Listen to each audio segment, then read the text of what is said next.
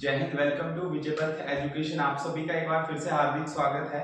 और अग्निवीर जीडी का पेपर जो है वो ऑलरेडी रनिंग में है। 3 जुलाई 2025 में सेकंड शिफ्ट को हम एनालिसिस करेंगे। इससे पहले फर्स्ट शिफ्ट को यहाँ पे मैंने आपको रिप्रेजेंट किया था किस तरीके के क्वेश्चन जो है वो पूछे गए थे। अब हम सेकंड शिफ्ट के बारे में जानेंगे, कौन कौन से लेवल के क्वेश्चन आपके रिपीट एंड रिपीट जो वो यहाँ पे हो रहे हैं। ठीक है जी, तो हम स्टार्ट करते हैं। ये हमारी सेकंड शिफ्ट है 3 जुलाई 2025 की। किस किस लेवल के क्वेश्चन जो थे वो पूछे गए थे। जैसे कि सबसे पहला क्वेश्चन यहाँ पे पूछा गया था कि नाटो का मुख्यालय जो है वो कहाँ पर है। ठीक है जी, नाटो का मुख्यालय कहाँ पे है? ब्रुसेल्स में है, बेल्जियम में। ये क्वेश्चन पूछा गया है। नेक्स्ट क्वेश्चन है सत्यशोधक समाज की स्थापना जो है वो किसने की है? तो ज्योतिबा फुले ने जो है वो सत्यशोधक समाज की जो है वो स्थापना की है। नेक्स्ट कंप्यूटर से रिलेटेड एक क्वेश्चन पूछा गया था, बड़ा आसान सा क्वेश्चन। www की फुल फॉर्म आपको बतानी है, तो वर्ल्ड वाइड वेब जो है वो www की फुल फॉर्म है। नेक्स्ट क्वेश्चन, भारत छोड़ो आंदोलन कब हुआ? रिपीटेड क्वेश्चन है, पहले भी ये आपके पिछले कल की शिफ्ट में पूछा गया था।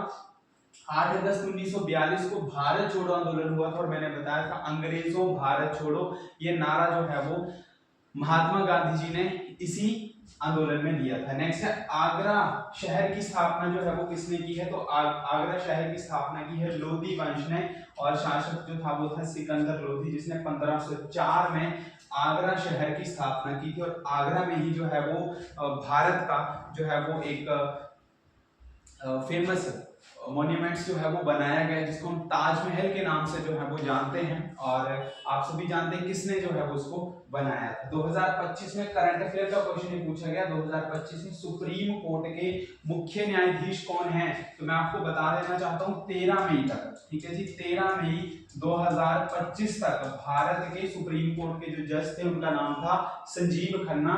14 मई को रिटायर हो गए और उनकी जगह पे जो है वो नए कौन बने? BR गवई। तो ये ऑलरेडी क्वेश्चन मैंने कराया था आपको क्लास में और सबको बताया गया था कि ये क्वेश्चन कहीं ना कहीं पे किसी ना किसी शिफ्ट में पूछा जाएगा।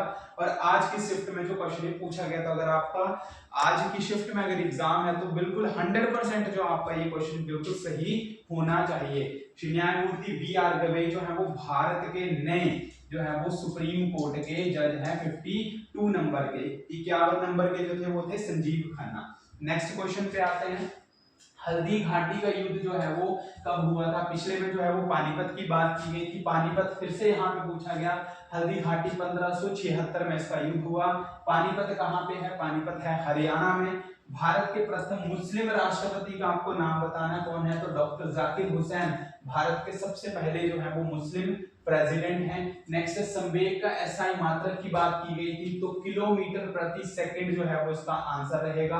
सत्रिया नृत्य कहाँ पे होता है? ये भी मैंने आपको कराया था। बिहू और सत्रिय दोनों मोस्ट इंपॉर्टेंट है, बार बार आपको क्वेश्चन कराए गए थे, क्योंकि बिहू जो है वो हमारा काफी लंबे टाइम से, जितना आज से लगभग आप ये मान के चलो 10-12 साल जो पहले आपके एग्जाम आपके चले थे 2023 तक 24 तक के एग्जाम, उसमें बिहू का क्वेश्चन बार बार पूछा जाता था। असम में ही एक और डांस होता है जो है सत्रिय, मोस्ट इंपॉर्टेंट है ये क्लासिकल डांस में भी इसको हम काउंट करते हैं। नेक्स्ट है फसल से अनाज को अलग करने की विधि को क्या कहते हैं? फसल से अनाज को अलग किया जाता है उसको हम क्या कहते हैं? थ्रेशिंग कहते हैं। आपने थ्रेशर का नाम सुना होगा, ट्रैक्टर। ठीक है, थ्रेशर क्या होता है? जिसे हम गेहूं को क्या करते हैं? कटवाते हैं, वो थ्रेशर होता है। तो अनाज को अलग करना, फसल से अनाज को अलग करना, यानी कि उसका जो बैकेंड है, जो कि उसका गाय को जो भूसा जहां से वो निकाला जाता है उसको हम अलग कर देते हैं और अनाज को अलग कर देते हैं, तो उस विधि का नाम है थ्रेशिंग। तो थ्रेशर का यूज किया जाता है। नेक्स्ट है पानी में घुलने वाला पदार्थ। ठीक है, कौन सा? तो इस तरीके के कुछ ऑप्शन दिए गए थे, कोई मेटल दी गई थी, नॉन मेटल दी गई थी, बट यहाँ पे आंसर जो था वो था आपका नमक, चीनी और गैसें, कुछ ऐसी गैसें जो कि पानी में आसानी से क्या होती है? घुल जाती है। नेक्स्ट आता है हमें वसा कहाँ से मिलती है? तो वसा कहाँ से मिलेगी? हमें वनस्पति स्रोतों से मिलेगी, पशुओं के उत्पादों से मिलेगी, जैसे दूध, दही, घी, मक्खन, कुछ ऐसी चीजें। नेक्स्ट है ठोस को द्रव में बदलने की प्रक्रिया को क्या कहा जाता है? सॉलिड को कन्वर्ट करना है आपने किसमें? लिक्विड में, तो उसको हम कहेंगे मेल्टिंग, यानी कि गलन।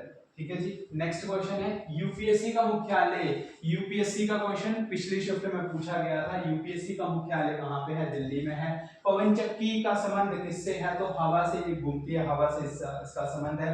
मनु भाकर 2024 पेरिस ओलंपिक में इन्होंने जो है वो ब्रॉन्ज मेडल जीते थे, वो भी 2 लगातार निशानेबाजी में, शूटिंग में। Most important question Paris Olympic का क्वेश्चन आपकी 30 जून 1 जून की 1 जुलाई की शिफ्ट में भी पूछा गया था। नेक्स्ट है सीबीआई की स्थापना कब हुई थी?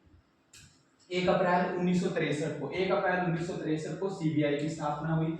1910 में भारत के वाइसरॉय कौन थे? तो आंसर क्या है यहाँ पे? Lord Minto. लॉर्ड मिंटो द्वितीय जो है वो भारत के वाइसरॉय थे 1910 में। हमारे अग्निवीर के जो है वो ऑलरेडी बैचेस जो है वो नए स्टार्ट हो चुके हैं, ऑनलाइन ऑफलाइन तरीके से दोनों मोड से आप अपने लिए बैच जो है वो चूज कर सकते हैं। इसमें अग्निवीर, हमारे आर्मी, नेवी, एयरफोर्स, ठीक है, इसके साथ साथ कोस्ट गार्ड की वैकेंसी भी आपकी आउट हो चुकी हैं, इनमें भी आप जो है वो विजयपथ एजुकेशन के साथ एनरोल कर सकते हैं। नेक्स्ट क्वेश्चन आता है यहाँ पे, एक पंक्ति में कुल 40 व्यक्ति हैं, उनमें रमेश का स्थान जो है वो दाएं से 16वां स्थान है, ठीक है जी। 40 लोग आ गए टोटल, ठीक है, और दाएं से यानी कि राइट साइड से, राइट है कि लेफ्ट है, राइट साइड से 16वें नंबर पे है, ठीक है जी। तो आप यहाँ पे मान लो कि यहाँ जैसे होगा 16वें नंबर से, तो यहाँ से उसका कौन सा स्थान आएगा? तो यहाँ से जो है वो आप दोनों को एक तो माइनस कर लो, ठीक है, टोटल में से इसको आप माइनस करेंगे तो आएगा कितना? 24, और एक जो नंबर होगा वो किसका होगा? उस पर्सन का होगा जो कि है रमेश। तो 24 और 1 कितने हो जाएंगे? 25 हो जाएंगे। तो आंसर जो इसका आ जाएगा 25, ठीक है जी, गुड। तो इस तरीके से प्रीवियस सेक्शन में जो हमारी पुरानी शिफ्ट अभी फर्स्ट शिफ्ट हुई उसमें भी ये क्वेश्चन जो था वो पूछा गया था। उसमें 15 और 7 का कुछ ऐसा क्वेश्चन था कि टोटल 15 व्यक्ति हैं, सॉरी लेफ्ट से 15 राइट से 7 है, तो टोटल वो कितने व्यक्ति, कुछ इस तरीके का वो क्वेश्चन था। 8 और 18 का एलसीएम आपको बताना है, तो ऐसा नंबर आपको बताना है जो दोनों के पहाड़े में जो है वो आए, ठीक है। तो 8 और 18 का आप एलसीएम जो है वो इस तरीके से निकाल लो, ठीक है। कितने से जाएगा?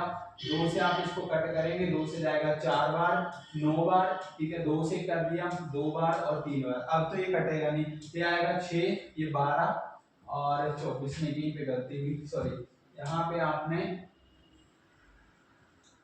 यहाँ पे 8 और 18 को सॉल्व करेंगे तो 2 से करेंगे तो आएगा 4 और 2 से करेंगे 9, ठीक है, फिर 2 से जाएगा नहीं।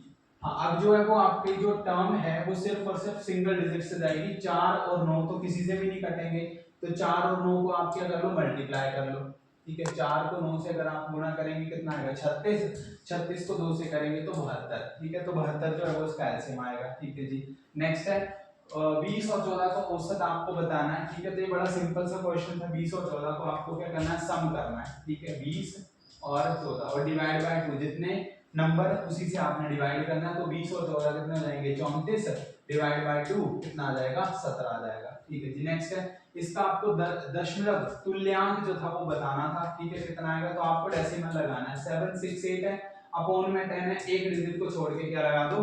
पॉइंट लगा दो, वो इसका दशमलव संख्या आ जाएगी। 12 और 24 का एलसीएम बताना है, तो 12 और 24 का एलसीएम कितना आएगा? 24 ही आएगा, ठीक है, क्योंकि सबसे बड़ा नंबर, ठीक है, अगर उसमें वो आता है उसके छोटे के टेबल में आता तो वही एलसीएम होता है। नेक्स्ट 4 अंकों की सबसे बड़ी संख्या, सबसे बड़ी संख्या में 9 9 9 लगाने होते हैं, छोटी में जो है वो आपको 1000 लगाना होता है। तो 4 बार 9 लिखेंगे, आंसर आएगा। एचसीएफ बताना है 37 और 65 का, तो 37 एक प्राइम नंबर है, किसी के पहाड़े में नहीं आता है, और तो एचसीएफ कितना आएगा? 1, क्योंकि 1 के पहाड़े में दोनों रकमें ये आ जाएंगी। नेक्स्ट क्वेश्चन है 7/5 को प्रतिशत में बदलो। प्रतिशत में बदलने के लिए गुणा किससे करेंगे? 100 से करेंगे, 5 से कट जाएगा 20 बार, 7 को 2 से करेंगे तो 140 जो है वो इसका क्या आएगा? बिल्कुल राइट आंसर आएगा, ठीक है जी। 200 का 40% पूछा गया था, 200 आ जाते 40% निकालेंगे तो 40/100, 20 से 20, इसको गुणा करेंगे तो कितना आएगा? 80 जो है वो आपके पास यहाँ पे निकल के आ जाएगा, ठीक है जी। तो कुछ इस तरीके के क्वेश्चन आपके सेकंड शिफ्ट में पूछे गए थे, जो कि आपके फर्स्ट शिफ्ट के साथ ही मिलते जुलते क्वेश्चन थे। तो अगर आपने फर्स्ट सेकंड शिफ्ट का एनालिसिस किया, भी हमारी थर्ड शिफ्ट जो है वो उसका एग्जाम भी चला होगा, तो जल्दी हम थर्ड शिफ्ट को भी आपके सामने लेके आएंगे। और जिनका फोर्थ शिफ्ट में एग्जाम है क्योंकि इस बार 4 शिफ्टें, नेगेटिव मार्किंग नहीं है, पूरे के पूरे आपने एक्यूरेट जो है क्वेश्चन है वो आपने करके आने, किसी भी तरीके से आपका एग्जाम जो है वो यहाँ पे निकलना चाहिए। तो अगर आप एनालिसिस एक बार अगर करेंगे तो आपको कहीं ना कहीं पे जो आपकी नेक्स्ट शिफ्ट है उसमें आपको हेल्प मिलेगी। जल्दी नेक्स्ट वीडियो के साथ हम फिर से मिलेंगे, तब तक के लिए जय हिंद, जय भारत।